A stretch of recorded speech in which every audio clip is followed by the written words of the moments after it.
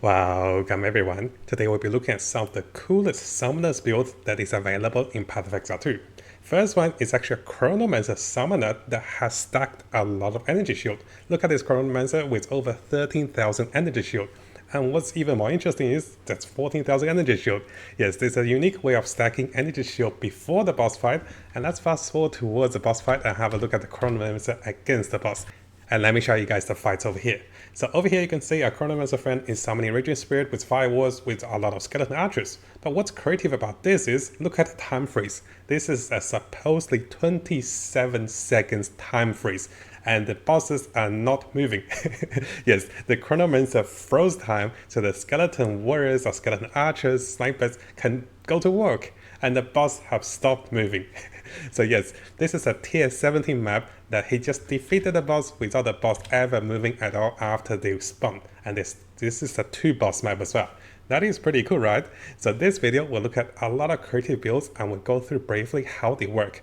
And in the future, should you guys want me to go into details of any of those builds, we can learn those builds specifically, and you can let me know in the comments which of the build you want us to learn next. So a big shout out and also thank you for Baader over here who has shared this particular build. I'll have his links and so YouTube channels together with Builder's Guide available for you guys to have a look. So briefly have a look at this Chronomancer. You can see that he is running the Bows of Valor and also the double plus minion skills. Together with this particular unique chest, which is very popular for the energy shield build for the summoners. Now, one of the highlights for this build is gonna be having the Skeleton Warriors sacrificing themselves, which after they die, your Green Fist gets a lot of energy shield. And afterwards, he can then use his Temporal Chance together with Time Freeze in combination with Weapon Swap, which allows his snipers to do work. That is pretty cool, right? And of course, yes guys, we'll briefly go through each of the build and also the biggest highlight. And I'm sure you guys have noticed, the biggest highlight for this build is the ability to stack energy shield before the fight, and this allows him to kind of get over 16,000 energy shield just by stacking and auto-killing his Skeleton Warriors. He's switching with his weapons between them, and after the prep work is done, our friend here is going to summon the Firewalls, summon the Rituals, and then time freeze the boss. Very creative summoners build, so instead of having to worry about survivability, he top up with energy shield, and then he freeze the boss, and the minion will go to work. Even though the damage is not going to be the highest for the snipers, because he's using a Chronomancer, this is also amazing and also very creative, and this is why I want to share this build with you guys on the first go. Now coming over to a second creative build, and this one is coming from GhazzyTV over here. So let me try to move my head a little bit, I don't want to block him. So what we're watching over here is, this is actually another super creative build that lowers the enemy's electric resistance. What you are watching is going to be an electric mage summoner that melts enemies, melting enemies within seconds. So what is so special about this build is that usually monsters in Path of Exile 2 cannot go through negative resistance, but our friend Ghazzy here actually went through a lot of work, combination and also build and also choices of skills to lower the enemy's resistance even further, and this allows him to penetrate through negative resistance and allowing his skeleton mages to destroy the enemies. Now this build is not your average build. In order to perfect this build, you'll have to restart a summoner's account. Now you might be asking me, hey man, what do you mean restart a summoner's account? So this build requires a player stack a lot of negative resistance in such a way that during the stories you cannot pick up any quest or boss reward that provide you with resistance bonus. That's right, my friend is actually restarting an Infernalist just to play this build because he wants to have as low negative lightning resistance as he can, so the enemies will match his resistance. Now in case you guys are wondering, let's come over to the special item that makes this build work. And again, a big shout out and also thank you for GhazzyTV to show us how the summoners can play differently and also very creatively. His links and also his video will be available in the links below. So coming over here, what our friend is using is, he's using this particular unique chest, and this will lower the resistance equal to yours. The enemies will have lowered resistance below 0, which is massively powerful. And of course, our lightning resistance no longer affects the lightning damage weight tag. So while our lightning resistance is much lowered, enemies will suffer from having no and also negative resistance, while we are not taking extra damage because of this. This also means that he can build towards gears and so items without ever having lightning resistance. because he can even get gears with minus lightning resistance, and there are some rings which allows him to do that. Now Ghazzy over here has provided his nodes on the skill links and also his skill trees. What I'll do is, to make it easier, I'll combine this into the mobilities guide so it's easy to understand and also to read. And again guys, this is such a wonderful build. So without me explaining, you might be just thinking, oh, this is just a mage build. This is just a skeleton mage build. But no, this build has a lot of creativity. It takes a lot of work. Imagine leveling a character and also avoiding any lightning resistance that is given for free for permanent stats to a summoner character. And this means that this build has so much dedication, and also it's quite rewarding once you get it done. This build allows you to be floating around, shooting lightning bolts, and lowering the enemy's lightning resistance to a great factor, which allows you to scale very strongly in the late game, especially against bosses or stronger monsters. Now coming over to our next build of focus, this build might seem a little familiar, and yes guys, this is gonna be a skeleton sniper build. This is one of our classic one-shot uber boss build, and you can see how fast it is possible to bring the King of Mist down from the stage 1 to stage 2.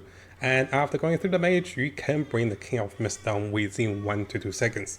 And some of you might have seen this. This is one of a build that I made with Drumcast, and big thank you for Drumcast for sharing his late game setup, which allows us to destroy bosses within seconds. After seeing all the creative builds, I still feel like our build still deserves some recognition, and also this is why I want to feature this one in this video as well. So if you haven't seen this powerful boss lane build, you can see that this really destroys boss within seconds. And even though it doesn't look as tanky compared to the energy shield build, it is also very durable. The build excels in both mapping and also against any boss. You can see that the build can scream wipe the entire screen through the breaches and also farm extremely fast in tier 18 maps without having trouble of survivability. One of the highlights for the build is that when you take damage, Mind over Mana will kick in, and you're actually taking damage on mana first. And because you're stacking a lot of mana gain on kill, when enemies die, you top up with mana, which makes you almost invulnerable in any of the tier 18 maps because you gain more mana than what enemies can deal damage to you. And this build excels in going through close corridors or wider maps which really destroy enemies on the map. And of course, one of the bigger highlights for this build is, once you're about to reach the boss, it is possible to swap into a massive damage boost setup, which allows you to have 6 or 7 more summons over here, and then when you start the boss fight, it feels much easier. Over here I'll show you guys a demonstration of a tier 18 level 82 boss. Similar to most of the setups, you'll be going with firewalls, summoning and rituals, and after your curses, the boss will melt in seconds. This is a boss with 20 million HP, and the estimated DPS we have is about 5 to 10 million. And after the boss going through a very short phase, once the skeletons gets ready to focus again, you can see that boss will melt within another 2 seconds. So our estimation, this is one of the highest DPS build for the skeleton summoners or for the summoners in general. Because we have focused on a lot of damage, it is even possible to go with a stronger damage build, which I'll also share with you guys in the links below, which allows you to increase your magic find together with killing the boss with over 10 million DPS. So strongly recommended if you want to try some of the strong endgame build. One of the snipers build is still one of the strongest for the endgame for any content.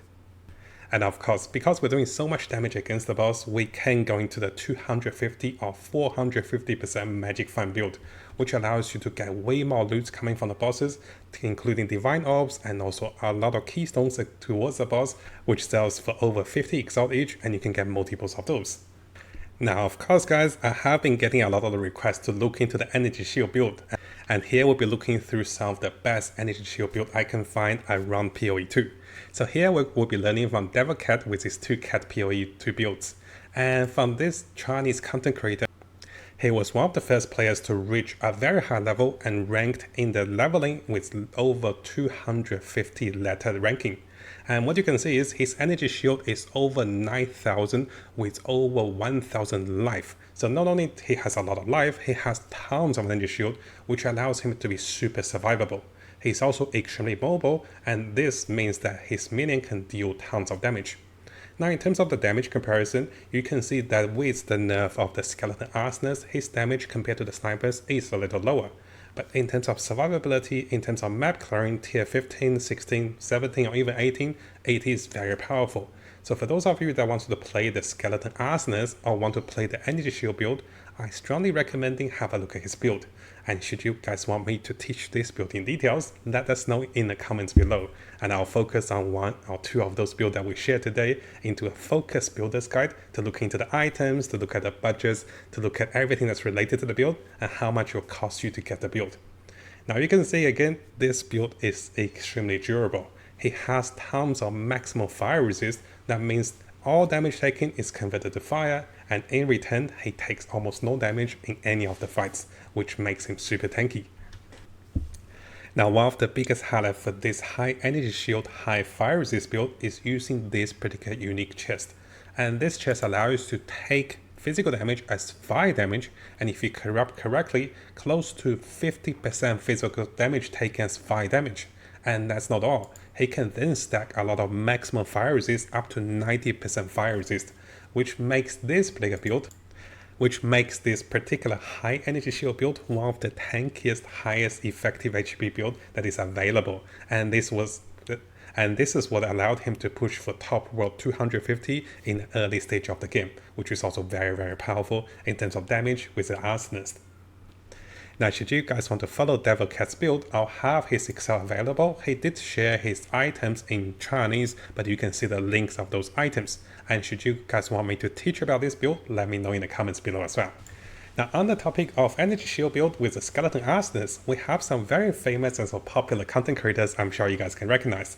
So over here, we're watching a build coming from Raxx that was just posted recently, and you can see Raxx has a lot of life, lots of energy shield, and he is running a Skeleton Arsonist build that he said that he did not even die once during the story. It is very smooth gameplay, and should you guys want to start the Summoners or with the Arsonist, I do recommend following Raxx because he has some very well designed build, especially for the new players coming into the game. Now this build is very straightforward. You can see that we're casting Firewalls, summoning Raging Spirit, and the Skeleton Arsonist will take everything down on the map. You can be running forward because you're using a shield, and the majority of the gears for this summoner does not require something extremely expensive in terms of unique items. So briefly coming over to the builders coming from Raxx, and of course I'll share this with you guys as well. You can see a majority or almost all the items are rare items except the shield, and this shield can be corrupted in gaining additional spirit. Even just with the shield, it is great for the early game. And together with the choice of items, this is very beginner friendly build, and you get to see the strength and also weakness of the build. And yes, sometimes the doors are the biggest weakness to the minions because the AI for POE 2 is not the best. Now finally, in terms of creative minion builds, we do have Kripp, who is very, very experienced in POE, in terms of Diablo, in terms of any action RPG games. And usually Kripp does play a self-founded build. You can see that Kripp has a lower life threshold but much higher energy shield, and you can see the popularity of this build.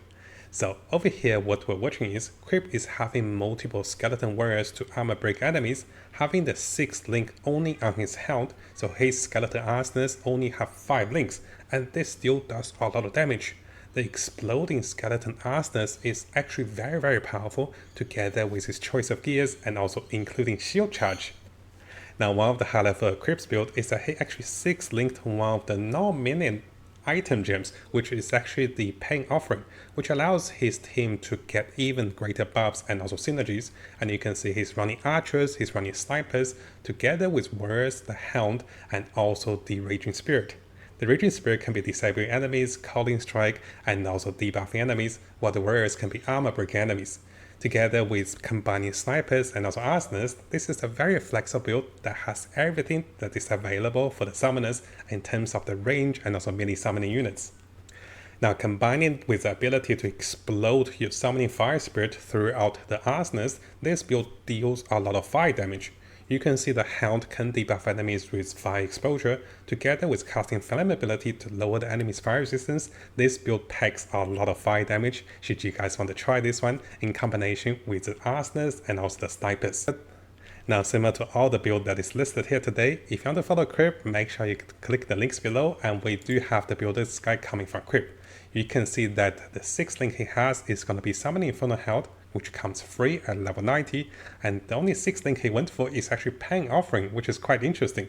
So he has Magnifying Effect, Font of Rage, Persistence, Expense, and also Obligation.